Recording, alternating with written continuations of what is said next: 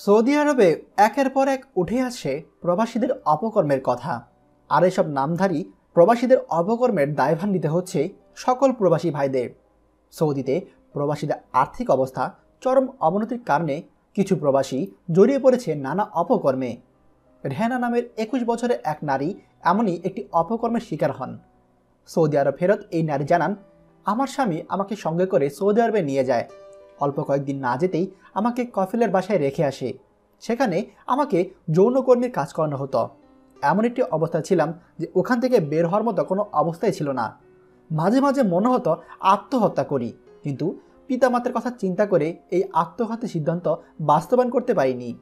কফিলের পরিবারের সদস্যরা আমার সঙ্গে জোর করে শারীরিক সম্পর্ক করত।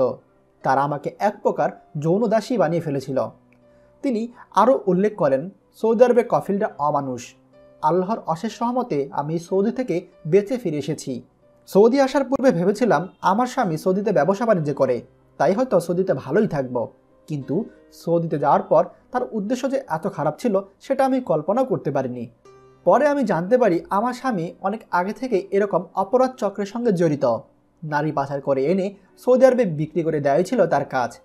সৌদিতে এভাবে অপকর্মের শিকার হচ্ছে হাজারো নারী, যার জন্য দায়ী আমাদের কিছু প্রবাসী, যারা টাকার জন্য নিজের মা বোনকেও বিক্রি করে দিতে দ্বিধা করবে না। আসুন এদেরকে প্রতিরোধ করি, তাদেরকে আইনের হাতে ধরিয়ে দিই। আপনার চোখের সামনে এরকম কাউকে পড়লে তাকে উত্তম মাধ্যম দিয়ে সাথে সাথে পুলিশে ধরিয়ে দিবেন।